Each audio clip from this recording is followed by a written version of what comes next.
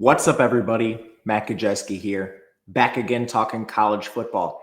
It is week 6, the Friday edition of the show. We are getting more and more weekday games. Tonight, we have 5 on deck. Next week, we go to Wednesdays. Thank you, Conference USA. And eventually, we'll be in action. But before we get there, make sure to hit the thumbs up button and subscribe to the channel if you like this content. We're a small channel. That helps us a ton, and it's free. So thank you if you have done that.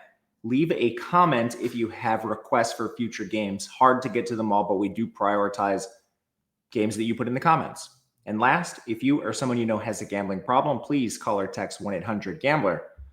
All right, 5-pack on deck. Kicking it off in Conference USA. Western Kentucky takes on an upstart Delaware team, and Delaware is a 2.5-point favorite at home. The total in the game is 61.5. It's been awesome for Delaware so far. They beat Delaware State, supposedly their rival. They lose to Colorado in a game that was actually a lot closer than the score indicated. The yards per play was 5.7 to 6.0 with an advantage towards Colorado, but very slight. With that said, it was also a very weird game. Colorado willingly put in their third-string quarterback for a majority of it. Delaware had 5 drives into Colorado territory and 2 into the red zone that basically amounted into 0 points. They also had a punt blocked. It absolutely was not a good game for Colorado. Delaware just cost themselves. There were chances for them to win this game if they convert on, I don't know, even 75% of those red zone trips that ended up in nothing. After that, they beat UConn. This was kind of the opposite. They had a 27% post-game win expectancy. They lost yards per play by almost a full yard. And they end up with a win despite a 27% post-game win expectancy. And then last time out before their bye last week, we saw them beat up on FIU. Yards per play was very close, 5.4 to 5.3. But Delaware won the turnover battle. They only had 2 penalties to FIU 7. They also were awesome on those big downs. They went 12 of 18 on 3rd and 4th down. Meanwhile, FIU went 9 of 22. Overall, it's been a good season. A little above expectation, in my opinion. Meanwhile, Western Kentucky had that week 0 game against Sam Houston. They crushed them, crushed North Alabama in week 1. Then they lose to Toledo, got crushed in that game themselves before a week 3 bye. And since then, they've rattled off 2 wins against Nevada and Missouri State. The Missouri State win 27-22. They did have a 94% post-game win expectancy. And my biggest takeaway with them thus far is they have a lot of mistakes. They have a lot of penalties. They muffed a punt in week 0. If they can remove those, this Western Kentucky team might be looking a little better right now. But as far as this game goes, for injuries, Elijah Williams on the offensive line for Western Kentucky has been banged up. Delaware's been without Patrick Shupp on the offensive line, and Dylan Traynor, one of their linebackers, was hurt in their last game. Let's start with Western Kentucky's offense. They're running a version of the air raid again. They've done this for years now, and they continue to cycle out OCs. Delaware's also very pass-heavy, 46% pass, above 50%, and they're fast as well at 30 seconds. So this is an exciting game, as the 61.5 total indicates. But Maverick McIver, the FCS transfer at quarterback, originally with Texas Tech, he's up to a 66.5% completion percentage, 7.7 yards per attempt, 11 big-time throws, 4 turnover-worthy plays. He's done a good job taking care of the ball. He doesn't run at all, and he's taken 8 sacks on a 29% pressure rate. The O-line will allow pressure, and he's not always the best at navigating it. Now, with that said, the offensive line has been banged up. We mentioned Williams being injured, and they haven't really been able to find a tackle opposite Marshall Jackson. They've played 7 offensive linemen over 100 snaps already this season, and they haven't done a good job. They're 87th in pass blocking, 113th in run blocking. They haven't really faced a lot of great pass rushes, like Nevada's 4th, but they're also 100th in run defense. Toledo's probably the best one overall. They're 12th in run defense, 49th in pass rush. But, I mean, this unit has not faced a lot of fantastic defensive lines. I think there's a chance they're a little better than the numbers they've indicated with health, but I'm not talking a large room for growth here. I think it's just a little bit. And it's really stemmed to everything. The run game hasn't been fantastic. They have switched running backs a couple times. They run a nasty committee, and they kind of just need to trim the fat. They've done this a little bit, but get Marvis Parrish and Jaden McGill out of the rotation. Your best runners so far have been Lavelle Wright at 6.3 yards per carry and George Hart at 5.1. If you can cut out those, I call it trim the fat. If you can do that, or maybe find ways to have more success with those guys, your run game could be better. But they don't want to run the ball anyway. Matthew Henry, the FCS transfer, he has been as advertised, 278 yards. And then incumbents Katie Hutchinson and Musa Berry have been awesome as well, both over 200 yards themselves. So the receiving core is deep and it's completely fine. Matthew Henry was one of the better FCS transfers at receiver. I'm actually surprised he came up and went to Western Kentucky. Obviously, playing in this air raid will highlight his skill set, but I think he could have gone somewhere else. Anyway, offense should be good as long as the O-line holds up. Can Delaware take advantage of that? Probably not. They're 117th in pass rush. They face one decent offense so far, too, which is concerning to me that they don't have better numbers. UConn is 37th. Otherwise, none of the other offenses ranked higher than 95. Colorado, on paper, who is a Delaware opponent, should be higher than that, but they're continuing to play QB roulette, so I'm not sure. Allowing 8.6 yards per attempt to them is good, and then 8.9 yards per attempt to Fagnano from UConn. They've allowed at least 4.7 yards per carry to every rushing attack they've faced except Colorado, and that's literally just a shame on Colorado because, FIU, UConn, Delaware State are at least at 4.7 or better, and you can't even get that. I don't know. As far as the skill players on defense, it's really just Maisani Pollard, who's been awesome, and everywhere else they've had leaks. They're, I guess, better in coverage, and that's kind of just because of Pollard. But, man, even running the air raid, I think Western Kentucky can probably move the ball against this Delaware defense. And then on the other side, Delaware lost their quarterback immediately, but Nick Minicucci has been actually pretty good. He has a 66% completion percentage, 6 big-time throws, 6 turnover-worthy plays. Only 2 have been converted to interceptions. He runs a little bit, 1.9 yards per carry, but he's taken 10 sacks on a 23.5% pressure rate. His personal pressure to sack ratio is a little high. He does take sacks, which can sort of torpedo drives. I think the skill players are actually a little better than expected. Right now, the run game is a little above average, and the pass catchers are right on average. Joe Silver has been a solid ball carrier. He's up to 326 yards. Kyrie Duplessis from Coastal Carolina is up to 306 yards. Sean Wilson and Jake Thaw have been decent role players. And overall, it's a good G5 room. The offensive line has also been a little better than expected. The expectation coming into the year was a decent Conference USA offensive line, probably a little below average overall, but they're 47th in pass blocking, 60th in run blocking. They have faced a couple decent defensive lines too. With Colorado, that's one of their better units. And then UConn's 59th and FIU's 93rd, so no shame to them either. Delaware's O-line has performed well. Can they do anything against Western Kentucky's defense? The answer is probably yes. Pass rush, I think, will be mitigated in Western Kentucky's 31st. They have a decent edge rusher in Harper Holloman. He's been awesome. Outside of that, I think you can beat this Western Kentucky defense really anywhere. They've only faced 2 top 100 offenses, Toledo and Missouri State. Neither of them are in the top 60. They did allow 9.6 yards per attempt to Gleason, 7.0 to Hunter Watson, who's the second best quarterback they've faced on paper. But their run defense is so bad. All of the FBS teams they face are at 5.3 yards per carry or higher. And overall, only three of the teams, I should say, are 99th or worse in rushing efficiency on the year. So they're allowing a lot of rushing production to a lot of teams that aren't very good at running the ball. Delaware still has a pass rate above 50%, but you got to think that comes down here to attack this run defense that ranks 112. So overall, I mean, you could honestly look at an over in this game. Both offenses have avenues towards success. It's just 61.5 is a lot of points, and we make the over currently 65. So there is some value there. It's just not a ton. My preferred side is Western Kentucky. We have this game as a pick'em. And right now, level of competition, I don't think it's great for either team, but I think honestly it could favor Western Kentucky a little bit when you consider all the weird stuff Colorado was trying to do in that game against Delaware.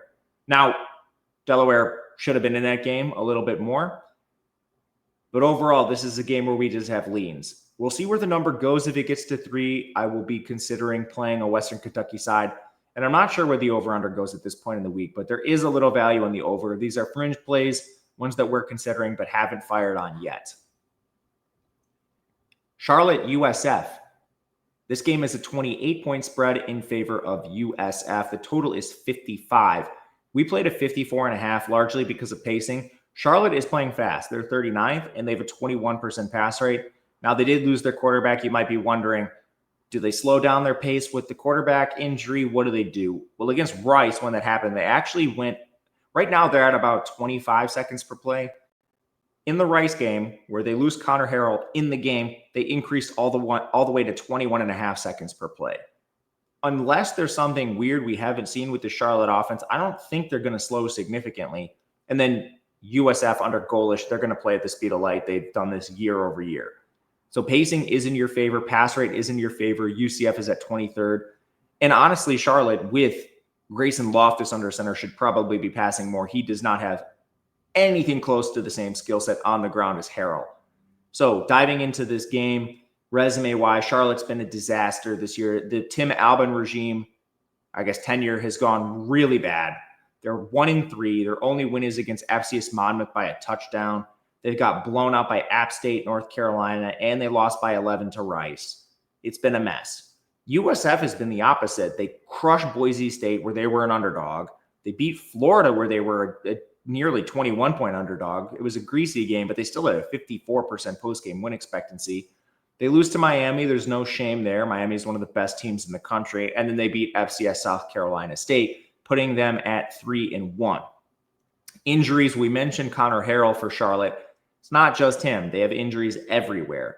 Henry Rutledge got shut down for the season at running back. Justin Olson and Jaden McGowan, we don't know on their statuses at receiver. Their center, Johnny King, has been hurt, and Trevion McGee at defensive back. For USF, there's a couple offensive line injuries, but they're not new. It's Derek Bowman and Jack Wiltie. They've played through this already, plus Jaden Alexis at receiver. Really nothing new. It's kind of players that have been dealing with these injuries since the start of the season.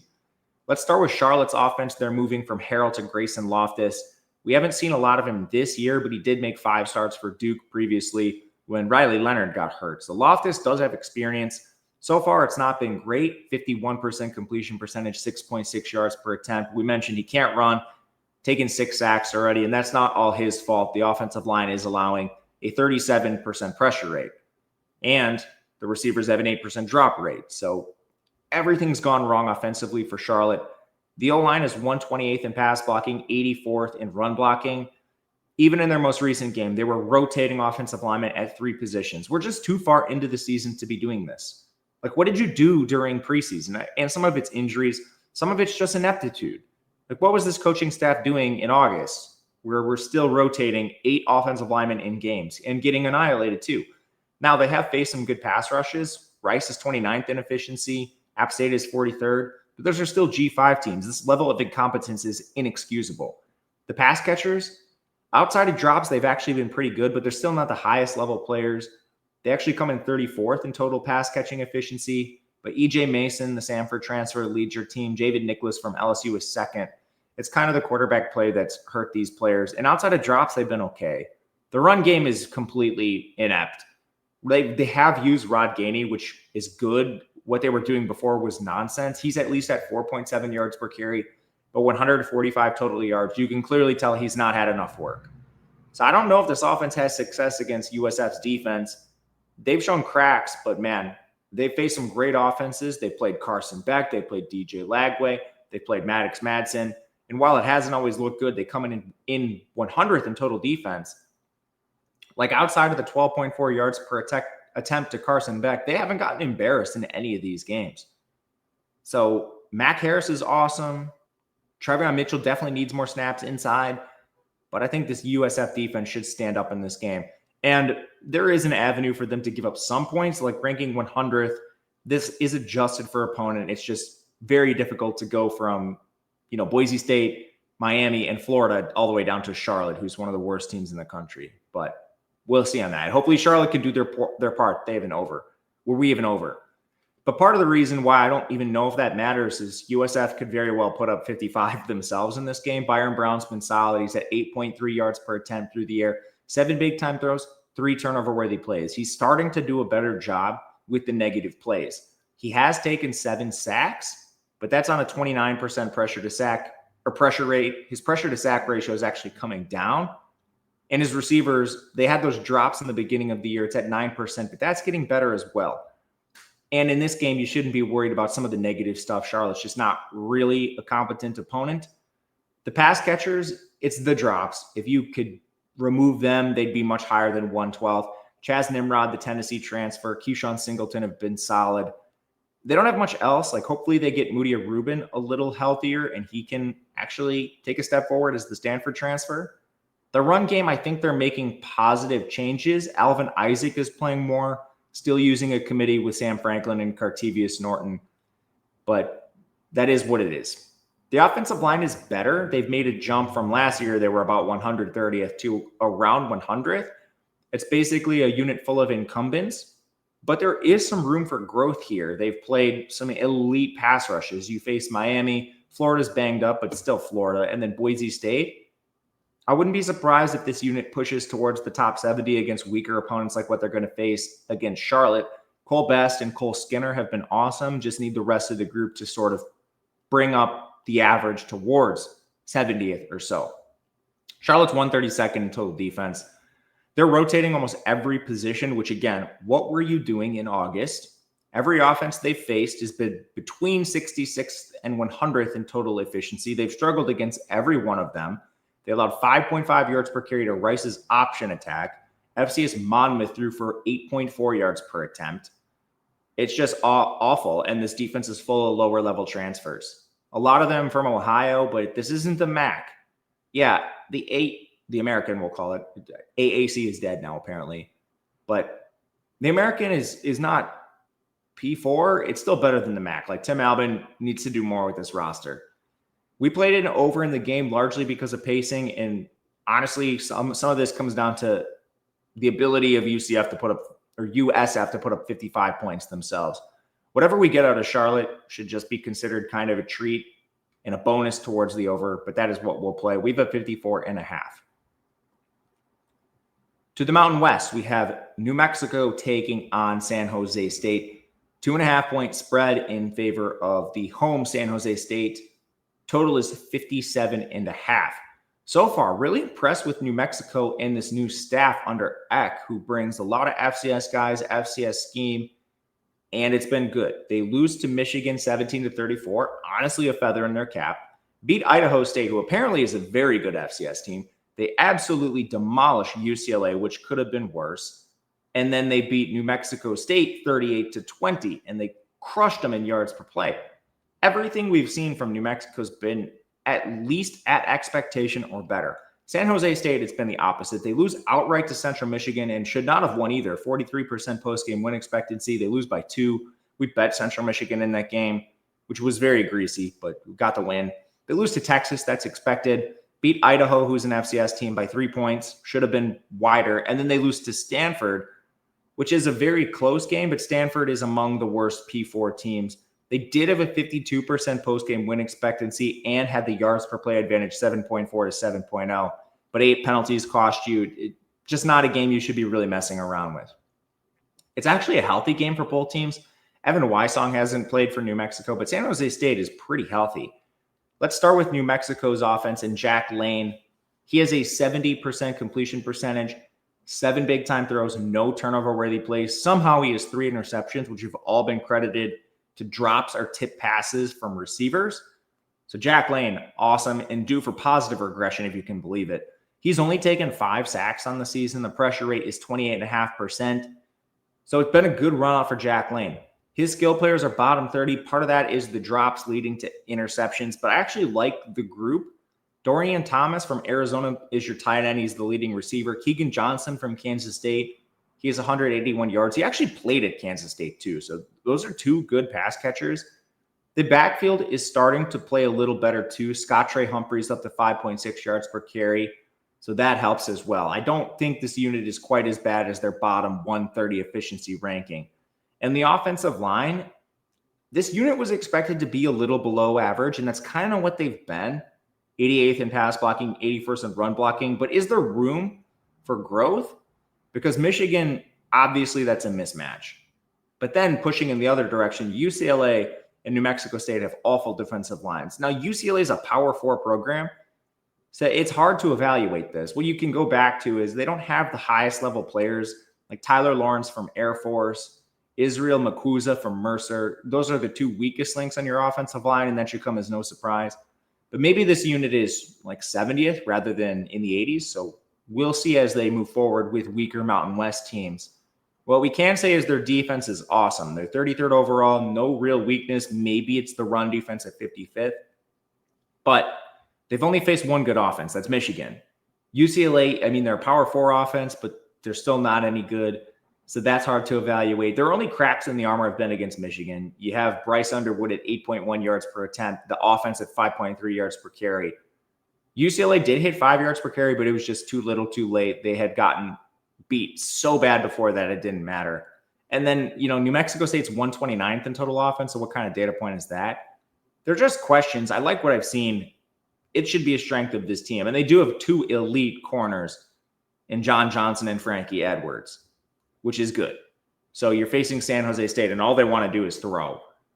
That should be good for this New Mexico team in general. I like what I've seen offensively, and then defense, this is very strong. So getting to the San Jose State side, we mentioned they want to throw the ball. This is a pure air raid attack with Walker Eget. He's been pretty bad. 56% completion percentage. He does have 13 big-time throws, but with the good plays comes the negative 8 turnover-worthy plays. He also can't run at all. He's taken 5 sacks, and this is one of the worst offensive lines in the country. Not to mention, no Nick Nash anymore. The drop rate has jumped to 9%. On that, I mean, like, Jabari Bates has started to play more and steal work from Floyd Chalk. That's good. The difference in yards per carry, 7.1 to 4.0, so maybe that is a good difference. But the pass catchers are barely in the top 90. And yeah, Danny Scudero, the Sac State transfer, has 514 yards. He's one of the leaders of the country. He might even be number 1. I haven't looked at this since week 5, but I mean, he has to be up there. They're just low-level guys. Like, it's mainly volume-based, like Scudero from the FCS, Kyrie Scholes and Leland Smith. Those are your 2 and your 3. At the very least, like, let's give Scudero the benefit of the doubt. They just don't have a lot around him. And the run game hasn't been successful. A lot of this is because the offensive line is awful. They're 129th in pass blocking, 126th in run blocking. We had them graded as a bottom 5 unit coming into this season, and that's what they've been.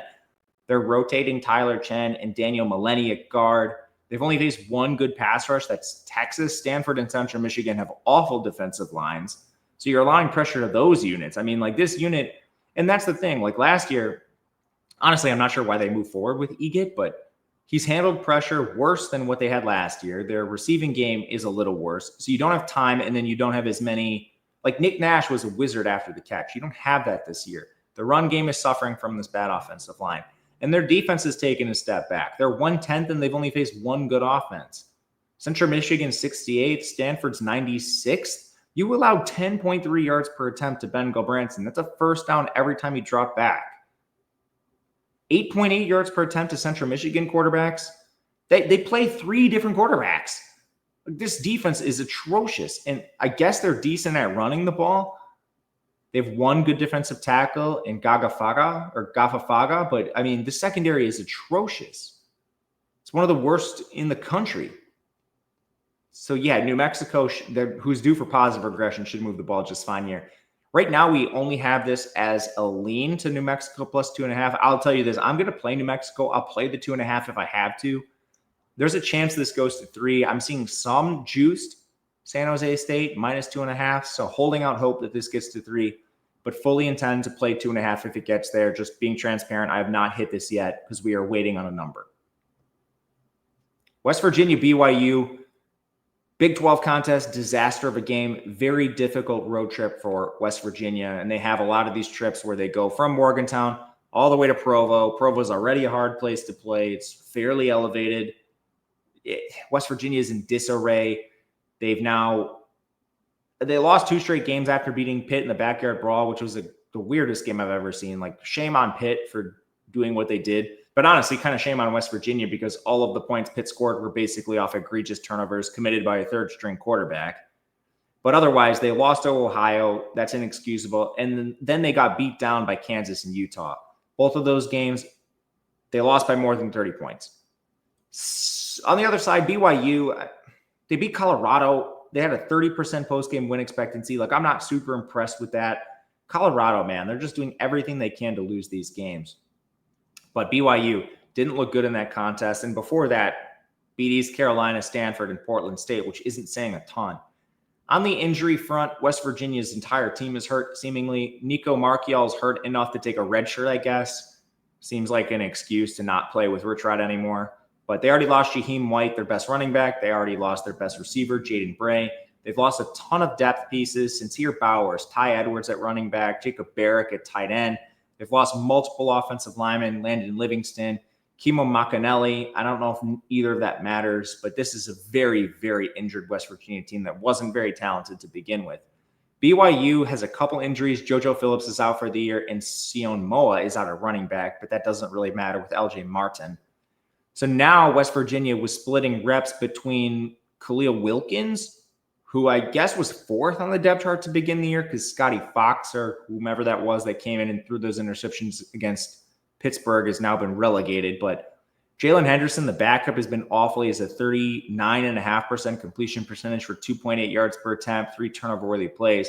The one redeeming quality is he's very mobile. He leads the team in rushing.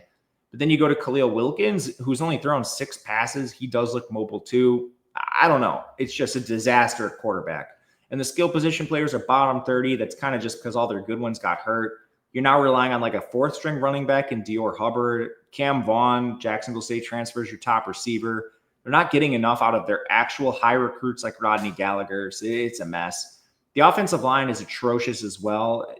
They lost their offensive line coach last year. This staff hasn't really brought in anyone of consequence. They're 90th in pass blocking, 133rd in run blocking. The one redeeming thing is they faced a lot of good pass rushers like Pitt, Kansas, and Utah are all good.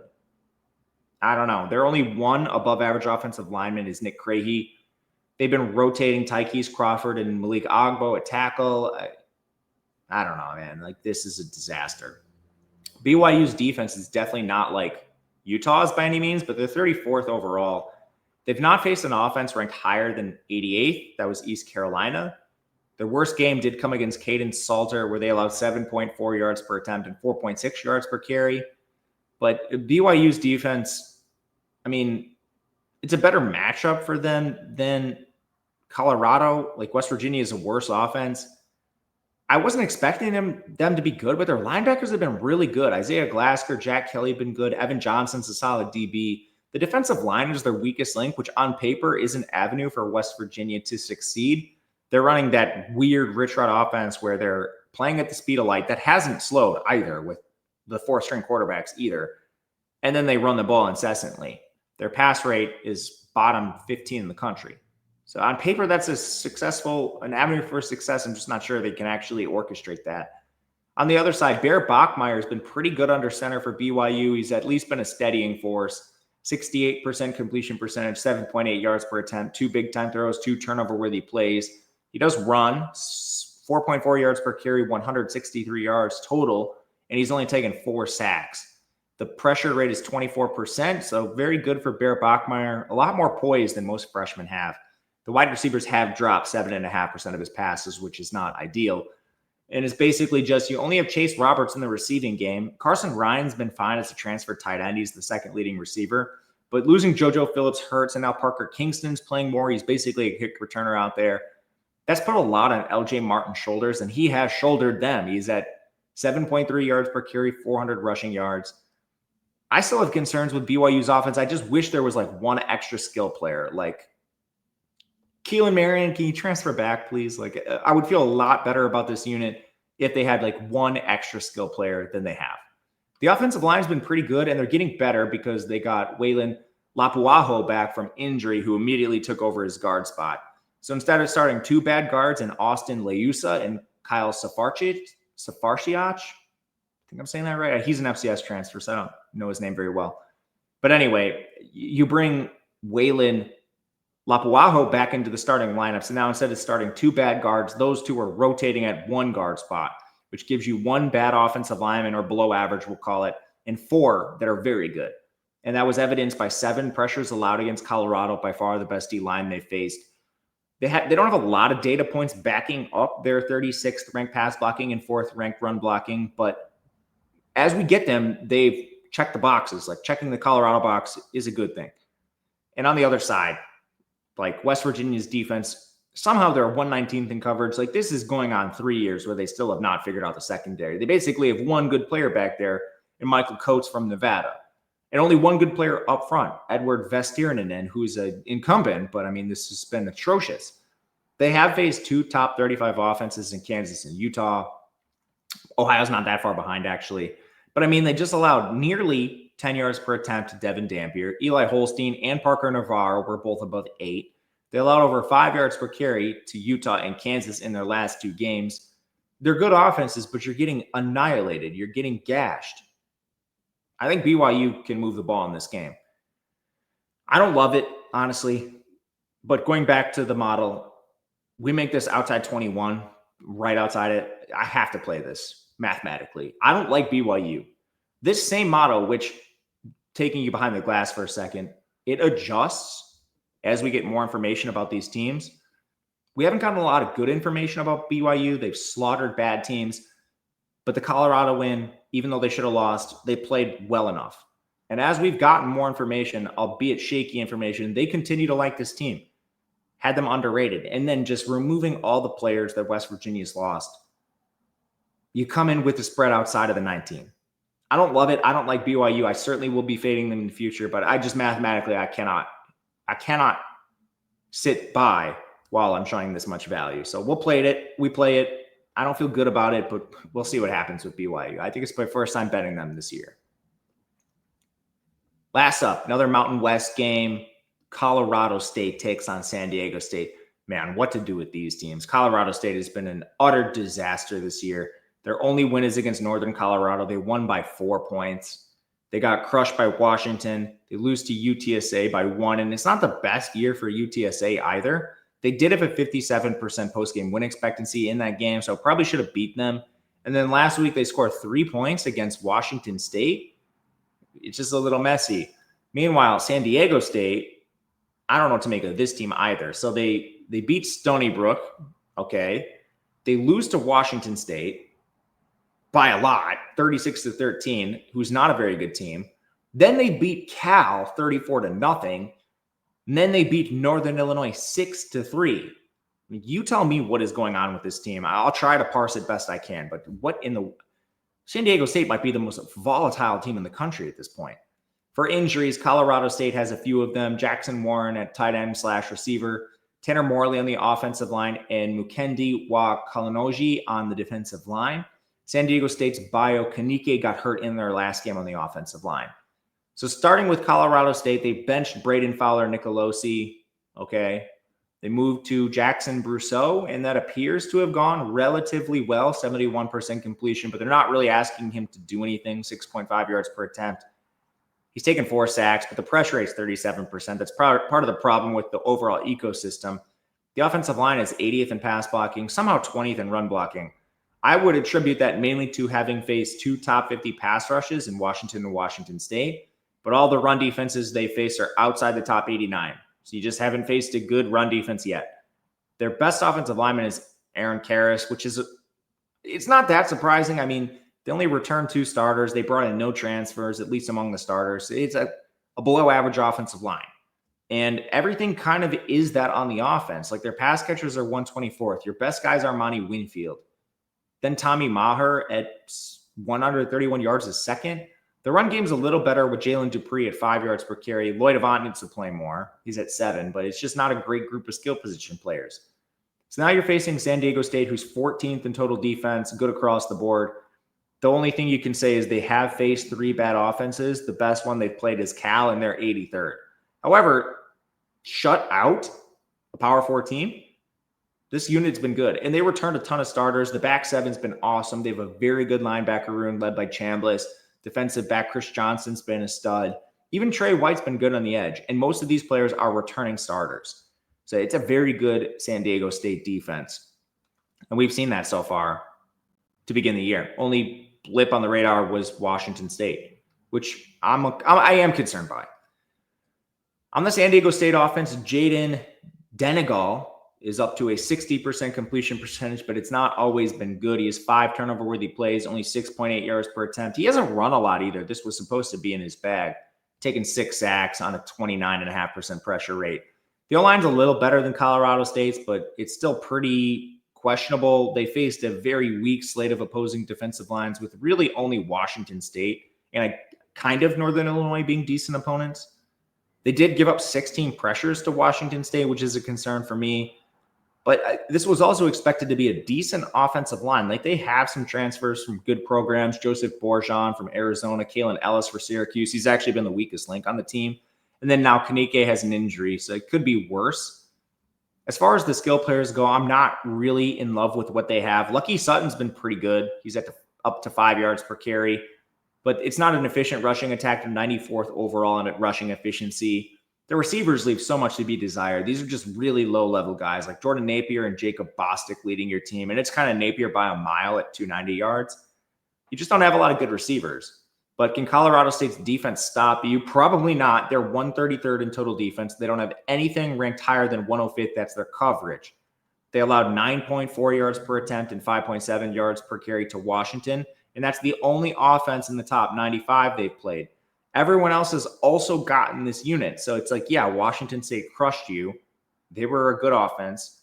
What were you doing against UTSA, who had 5.2 yards per carry? What were you doing against Washington State, one of the worst rushing attacks in the country, at 4.8 yards per carry?